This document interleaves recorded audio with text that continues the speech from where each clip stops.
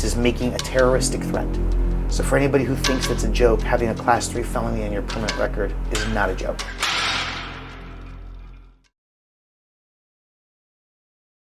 We're seeing an influx of social media threats online. I mean, would you guys agree with that on the Phoenix Police Department end? Are you guys seeing this as well? Oh, absolutely. Not just with the Phoenix Police Department, but it almost seems as if it's a nationwide problem where a lot of students, they think it's a joke that they can make these threats into schools, cause chaos at the school, and laugh about it. And the police department will take each and every single one of these threats as if it's a serious matter. Why is it so important that we get the message out to these families of these social media hoaxes and threats? Any of these online threats that come out, we're talking not just law enforcement resources, but we're also talking shutting down schools, closing off roads that affect the community around them. It's important to educate the public, educate the students, and let them know exactly what is going to happen, not just consequences for their actions, but how it affects everybody around them. You are the one who investigates these social media threats and hoaxes. Yeah, unfortunately. So I've been with the Violent Crimes Bureau for a little over 2.5 years now, and this has become one of my primary responsibilities, is the investigation of school threats. Okay. And so we have, unfortunately, a number of real-life examples of how these things play out.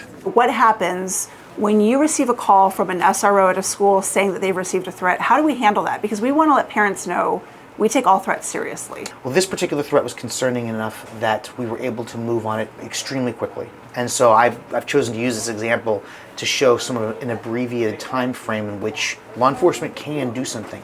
We had a school threat at a local school in which the person said that they sat behind a different student who received the threat, and that at a certain time during the school day, he was going to shoot at the school and was going to warn them to go to the restroom.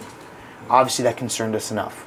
The threat was sent over a Snapchat social media platform. There are numerous social media platforms which people use to post these types of messaging. There's Instagram, Snapchat, Facebook Messenger, Discord at times.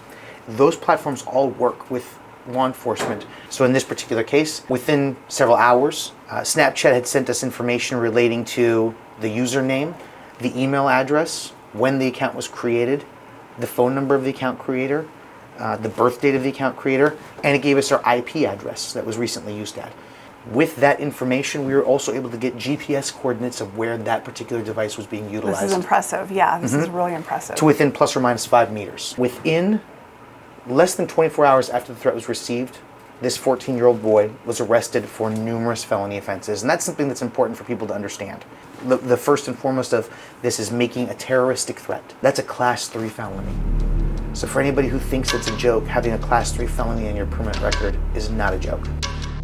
So one of the things that we're lucky enough to have here in Cactus Park Precinct is the Real-Time Crime Center. And so it's a collaboration of technologies to help us use existing technologies and new technologies to identify people, locate people. So can you tell us a little bit about these maps you have up on this board? It looks like you have active police cars and cameras. Yeah, so this is just with the Cactus Park Precinct. There are other precincts that have similar technology systems, but these are the current locations of patrol officers in the Cactus Park Precinct, active calls for service, and these are the types of systems and technologies that we utilize in a similar fashion when we're investigating these school threats and these terroristic threats. What is one final message you can give students and families and the community when it comes to social media threats, reporting, not reposting? Parents, be aware of who your kids are online. Be aware of the content they're posting. This is not a joke. This is a crime. And it's a crime that we aggressively pursue. If you do this and we catch you, you will go to jail. Think about what you do, think about what you post, think about the person and the persona that you want to portray on the internet. And if you do things appropriately, you should have no problems.